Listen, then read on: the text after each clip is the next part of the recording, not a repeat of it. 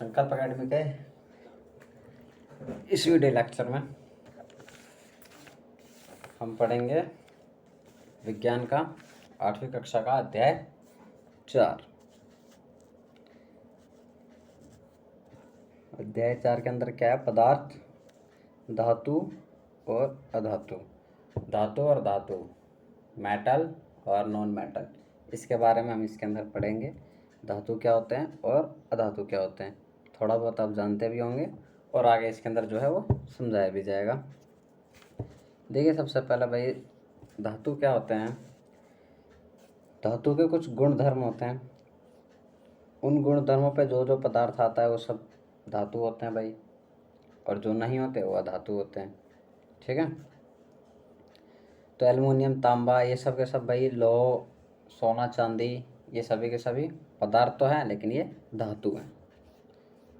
देखिए इसके अंदर होता क्या क्या, आगे देखते हैं। धातु और अधातु के भौतिक गुण। भौतिक गुण तो वही होते हैं जिन्हें तुम देख के पहचान सकते हो, देख के, छू के, उससे ही आप पहचान जाएंगे। इसमें पहला होता है भाई आघातवर्ध्यता। आघातवर्धनता में होता है भाई कि कोई भी धातु है उसको पीट पीट करके उसको चादर के रूप में बदल देना, उसको पतली सी चादर में बदल देना। अगर कोई गोल है, स्फेरिकल है, उसको पीट पीट के चादर के रूप में बदल देना। जैसे कि ये सारे औजार होते हैं भाई, फावड़ा, बेलचा, कुल्हाड़ी आदि, ये सारे के सारे भाई धातु के होते हैं। उनको पीट पीट करके, पीटने से बनाया जाता है, चादर के रूप में फैला दिया जाता है। उनका ये औजार या कुछ भी इक्विपमेंट बना लिए जाते हैं भाई। ये सारे टूल्स, ये सब के सब किसके होते हैं भाई? धातु के होते हैं, क्योंकि धातु के अंदर ही ऐसे गुणधर्म होते हैं भाई। आघातवर्ध्यता उसी के अंदर पाई जाती है। उसको पीटा जाएगा तो क्या होगा भाई? वो फैलते चला जाएगा। जैसे कि ये लोहे की कील है, इसे हैमर से, हथौड़े से पीटा जाएगा तो क्या होगा? ये फैलता चला जाएगा, फैलता चला जाएगा, ये ऐसे फैल जाएगा भाई। ठीक है, पतला हो जाएगा, चादर की तरह, चादर की शेप में आ जाएगा। लेकिन अगर इसके जगह हम पत्थर को पीटते हैं तो वो रेत की तरह हो जाएगा, टूट जाएगा। कोयले को पीटते हैं तो टूट जाएगा, क्योंकि वो अधातु है, वो धातु की श्रेणी में नहीं आते। जिसको पीटोगे और वो पतली शेप में चेंज हो जाएगा तो फिर वो क्या होते हैं भाई? धातु होते हैं। उसी को कहा जाता है भाई आघातवर्धनता।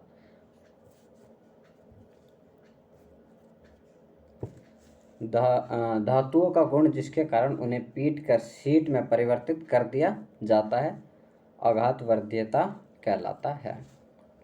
ठीक है भाई, ये पेपर में लिखना है तुम्हें, अगर पूछा जाएगा तो यहाँ से लेकर के यहाँ तक याद कर लेना। ये लिखना है कि वही गुण होता है धातु का जिसके अंदर हम पीट पीट के उसे पतली चादर के रूप में बदल सकते हैं। कोई भी धातु है, गोल है, उसको पीटा जाएगा, गर्म करके पीटा जाता है तो आसानी से वो फैल जाता है पतली चादर के रूप में। उसी को बोला जाता है भाई आघातवर्ध्यता। ठीक है, इसके बाद आता है भाई ऊष्मा का सुचालक। ऊष्मा, गर्मी का सुचालक। अगर कोई पतली सी रोड है, ठीक है, कोई रोड है या कुछ भी धातु का कोई सी भी चीज़ है, अगर उसको अगर एक छोर से गर्म किया जाता है भाई, अगर एक साइड से दूसरे साइड से, अगर एक साइड से गर्म करेंगे तो गर्मी आगे तक बढ़ती आएगी और यहाँ तक हीट आ जाएगी और उसे हम हाथ से नहीं पकड़ सकते। अगर कोई गर्म बर्तन है, उसको नीचे से आग मिलती है भाई, ऊष्मा मिलती है, किसी बर्तन को नीचे से ऊष्मा मिलती है तो वो क्या हो जाता है भाई? गर्म हो जाता है।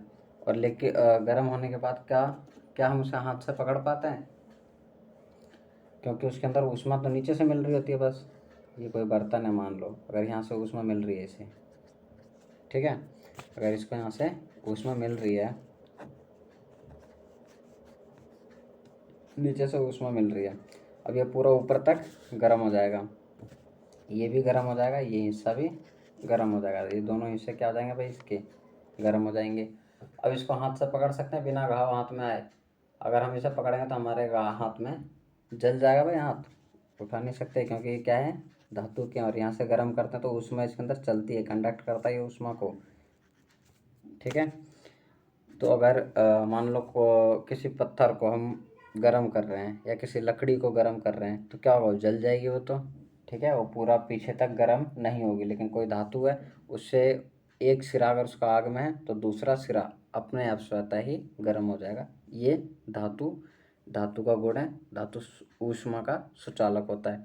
फिर आता है भाई विद्युत, विद्युत का सुचालक। जैसे इसके अंदर दे रखा है भाई, एक कील है, ये सेल से तार आता है भाई कील तक, ये बल्ब से होते हुए तार आता है भाई कील तक। ये कील से कैसे पार हो जा रहा है भाई? करंट, क्योंकि ये क्या है भाई? धातु है, धातु के अंदर से करंट पार हो जाता है। तो जिन पदार्थों के अंदर से करंट पार हो जाता है वे भी धातु कहलाती हैं, ठीक है। और जिनमें से करंट पार नहीं हो पाता वो सारी अधातु की श्रेणी में आ जाती हैं भाई, वो अधातु हो जाती हैं, ठीक है। फिर भाई इसके बाद आता है तन्यता। तन्यता क्या होता है भाई? जैसे कि अभी हमने आघात वर्धनता पढ़ा था भाई, उसके अंदर पीट पीट के पतली चादर के रूप में परिवर्तित किया जाता है धातु को। इसके अंदर किया जाता है, तन्यता के अंदर धातुओं को तार की तरह बदल देता है भाई, तार के शेप में दोनों साइड से खींचा जाता है, दोनों साइड से खींचा जाता है और ये एक तार की शेप में बदलते चला जाता है। तो ये क्या हो जाता है भाई? ये गुण कहलाता है तन्यता। अगर आप लकड़ी के टुकड़े को खींचेंगे तो नहीं खींचेगा, हो सकता है टूट भी जाए, लेकिन वो पतला नहीं होगा। अगर कोई धातु है उसको खींचा जाएगा तो वो बहुत पतला तार में, पतली तार में वो कन्वर्ट हो जाएगा भाई। सबसे ज़्यादा तन्यता सोने के अंदर होती है, उसको बहुत पतला तार बनाया जा सकता है, उससे पतला, उससे लगभग उससे कोई पतला नहीं बनाया जा सकता भाई, ठीक है। वो बहुत पतला तार बन सकता है सोने का, ठीक है। तन्यता भी समझ में आ गया भाई, ठीक है। आगे चलते हैं। फिर आते भाई ध्वनि, साउंड। ध्वनि के अंदर देखो क्या है भाई, ध्वनि धातु से क्या कनेक्शन है भाई?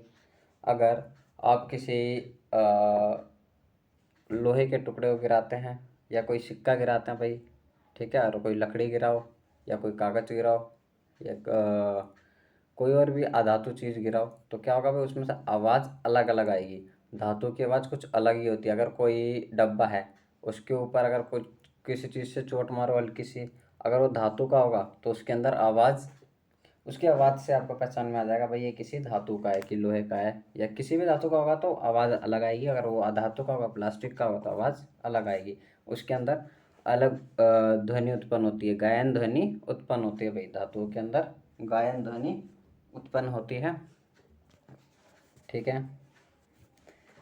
अब भाई क्रियाकलाप करने के पश्चात हम कह सकते हैं कि कुछ पदार्थ कठोर, कठोर, ठीक है भाई, लोहा सोना चांदी सारे धातु क्या होते हैं भाई?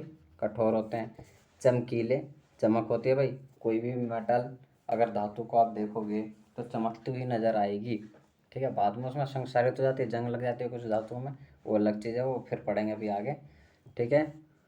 आघात वर्ध्यता वही है भाई, जो पीट पीट के चादर के रूप में बदल देते हैं। तन्यता तार के रूप में खींच के लंबा कर देना। ध्वनिक, ये सारे गुण हैं, ये सब जिस भी पदार्थ के अंदर ये सब मौजूद होंगे वो एक धातु होगी, ठीक है भाई। ध्वनि कौन, ध्वनि के उसके अंदर से ध्वनि अलग ही उत्पन्न होती है भाई, गायन ध्वनि उत्पन्न होती है। और ऊष्मा तथा विद्युत के सुचालक, ऊष्मा का, ऊष्मा हीट करेंगे, एक साइड से हीट करेंगे तो अगर कोई कोई लोहे की रोड होती है उसको गर्म करते हैं, ठीक है भाई, एक साइड से अगर गर्म करते हैं तो उसमें ऊष्मा आगे की ओर बढ़ती चली जाएगी, ठीक है। एक साइड से अगर गर्म करना शुरू करते हैं, ठीक है, तो ये ऊष्मा इधर की ओर बढ़ती चली जाएगी। ये ऊष्मा और विद्युत के सुचालक होते हैं। विद्युत भी भाई उसके अंदर से करंट फ्लो कर सकता है। ये सभी जिसके अंदर भी पाया जाएगा वो सभी के सभी क्या होते हैं भाई? धातु होते हैं। और ये जिसके अंदर नहीं होगा वो सारे अधातु हो गए, ठीक है।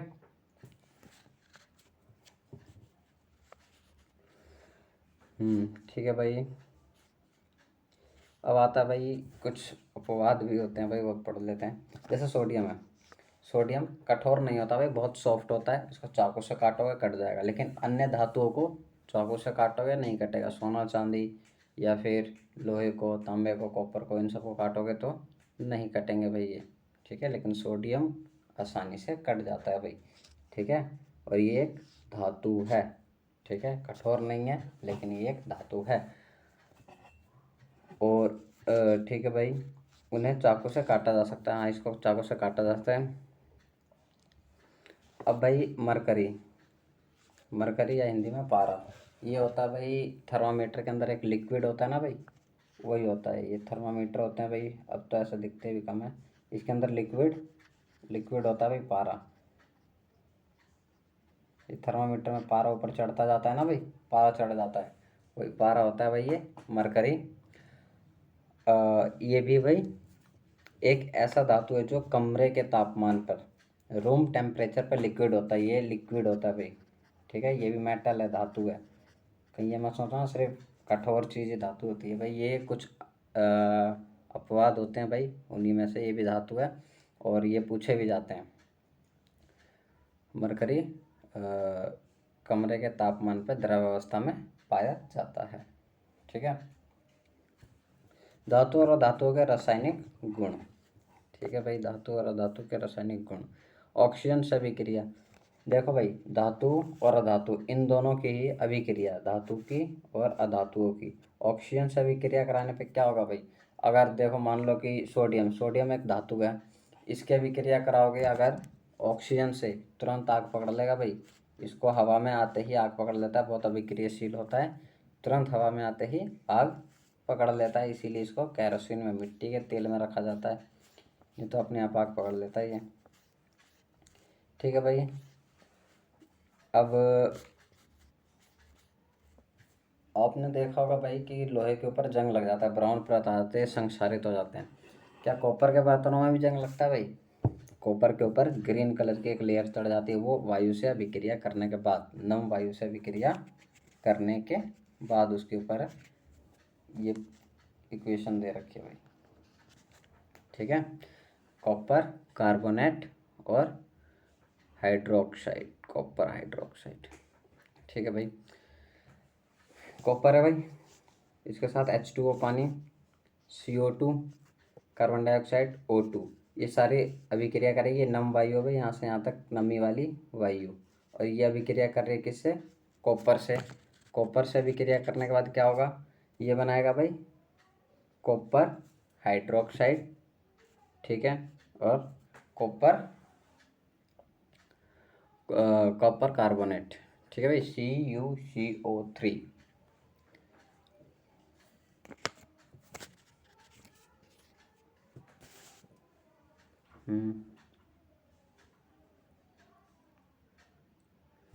ठीक है भाई, ये हो गया। इसके बाद क्या है, जल के साथ अभिक्रिया, जल के साथ अभिक्रिया। अब भाई धातु और अधातु दोनों की अभिक्रिया, अधातु की अभिक्रिया जल के साथ करोगे तो भाई कुछ भी नहीं होता, ठीक है। किसी भी प्लास्टिक की अभिक्रिया कराओगे जल के साथ, क्या होगा, कुछ भी नहीं होगा भाई, ठीक है। अधातुओं की अभिक्रिया जल के साथ कराने से कुछ नहीं होता, और अगर धातु की अभिक्रिया जल के साथ कराओगे तो उसके अंदर परिवर्तन आता है भाई। अब देखो जैसे कि इस एक्टिविटी के अंदर, इस क्रियाकलाप के अंदर ये बताया गया है, ये पानी के साथ अभिक्रिया कराया जा रहा है भाई, जल के साथ, जल की अभिक्रिया कराई जा रही है सोडियम के साथ। सोडियम की अभिक्रिया जैसे जल के साथ होगी वो गर्म हो जाएगा, हीट हो जाएगा, फिर इसको छूओगे पानी को तो ये गर्म मिलेगा, ठीक है।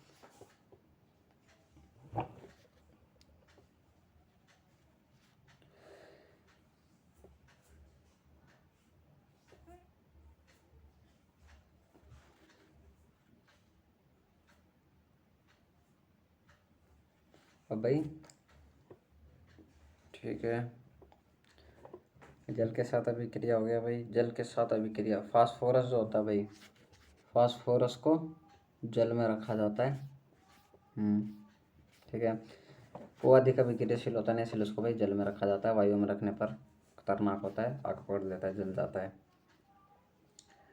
अम्ल से अभिक्रिया, अम्ल से अभिक्रिया, अधातु सामान्यतः अम्लों से अभिक्रिया नहीं करते भाई, ठीक है। अम्ल से अभिक्रिया अधातु नहीं करते हैं भाई। जो नॉन मेटल होते हैं वो अम्ल से अभिक्रिया नहीं कर सकते, और सिर्फ कौन अभिक्रिया करेंगे भाई अम्लों से, धातु, धातु इनसे अभिक्रिया करते हैं, ठीक है। अम्लों से अभिक्रिया, और क्या है भाई इसमें,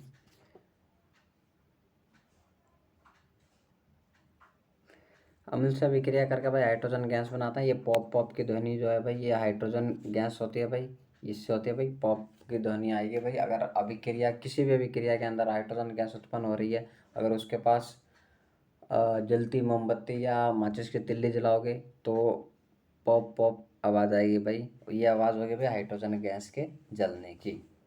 ठीक है, ठीक है, अम्ल के साथ अभिक्रिया करके हाइड्रोजन गैस उत्पन्न करते हैं। अब आया भाई क्षार से अभिक्रिया।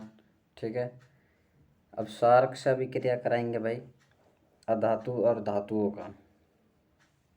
अधातु सामान्यतः अम्लों से अभिक्रिया नहीं करते। ठीक है भाई, अम्ल से तो करते ही नहीं है। और क्षारों से भाई, क्षार से अभिक्रिया, क्षार से अभिक्रिया करने पर भी पॉप की ध्वनि उत्पन्न हो रही है भाई। ठीक है, तो इसका मतलब क्या है, पॉप की ध्वनि आने से क्या क्या समझ में आता है भाई, कि यहाँ पे भी क्या उत्पन्न हो रही है, हाइड्रोजन गैस। ठीक है, यहाँ पे भी उत्पन्न हो रही है भाई हाइड्रोजन गैस। ठीक है, विस्थापन अभिक्रिया। देखो भाई, विस्थापन अभिक्रिया, विस्थापन अभिक्रिया वह अभिक्रिया होती है भाई जिसके अंदर अधिक अभिक्रियाशील तत्व कम अभिक्रियाशील तत्व को विस्थापित कर देता है, उसकी जगह छोड़ देता है या उसकी जगह परिवर्तित कर देता है। ठीक है, उसको बोला जाता है भाई विस्थापन अभिक्रिया। देखो इसके अंदर ये दे रखा है एग्जाम्पल, CuSO4। ठीक है भाई, copper sulphate plus zinc, Zn zinc. ठीक है भाई, इन दोनों की अभिक्रिया हुई। कॉपर के साथ क्या है भाई, सल्फेट है। ठीक है, जिंक के साथ कुछ भी नहीं है। अभिक्रिया होने के बाद, अभिक्रिया होने के बाद क्या बनता भाई, जिंक सल्फेट। अभी जिंक अकेला था भाई, लेकिन यहाँ पे क्या आ गया भाई, इसके साथ सल्फेट आ गया। ठीक है, और कॉपर सल्फेट था, अब कॉपर अकेला हो गया तो प्रतिस्थापित हो गया। कौन प्रतिस्थापित हो गया भाई इसमें, इसमें ये प्रतिस्थापित हो गया भाई। ठीक है भाई, सल्फेट जो है वो प्रतिस्थापित हो गया, कॉपर को छोड़ करके जिंक के पास चला गया। और इससे पहले भाई कॉपर सल्फेट का जो रंग होता है भाई, कॉपर सल्फेट का जो रंग होता है वो होता है भाई नीला। लेकिन बाद में क्या हो जाता है भाई, ये रंगहीन हो जाता है इसके साथ मिलकर। रंगहीन का मतलब कोई रंग ही नहीं रहता।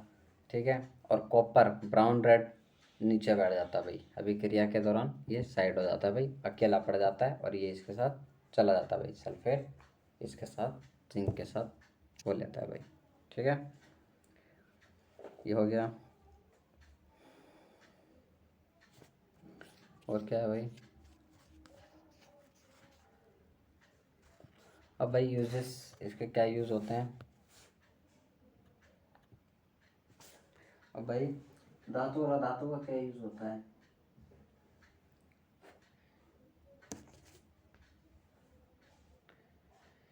धातु और अधातु का क्या यूज़ होता है, कहाँ पे यूज़ किया जाता है भाई। जैसे कि भाई धातु का यूज़ किया जाता है भाई घरों में खिड़की दरवाजे बनवाने में भाई धातुओं के।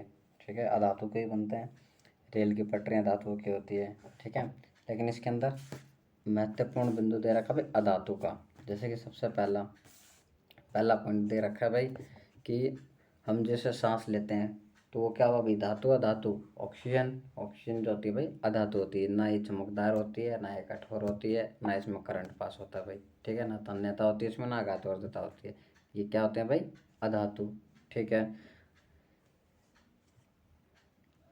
ठीक है, अधातु होते हैं।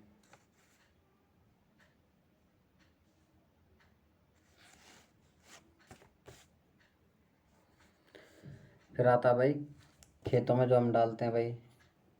ठीक है, खाद उर्वरक कीटनाशक ये सभी क्या होते हैं भाई, अधातु होते हैं। ये अधातु के उपयोग हैं भाई।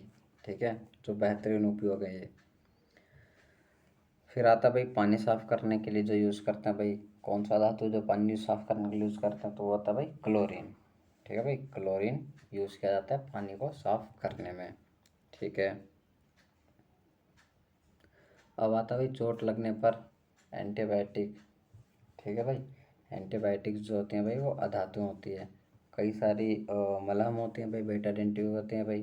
ठीक है, पटाखे ज्वलनशील पदार्थ जिसमें हल्की सी आग जलने पर इसका ज्वलन ताप कम होता है, वो पटाखों में बारूद यूज किया जाता है ना, वो होते हैं भाई। ठीक है,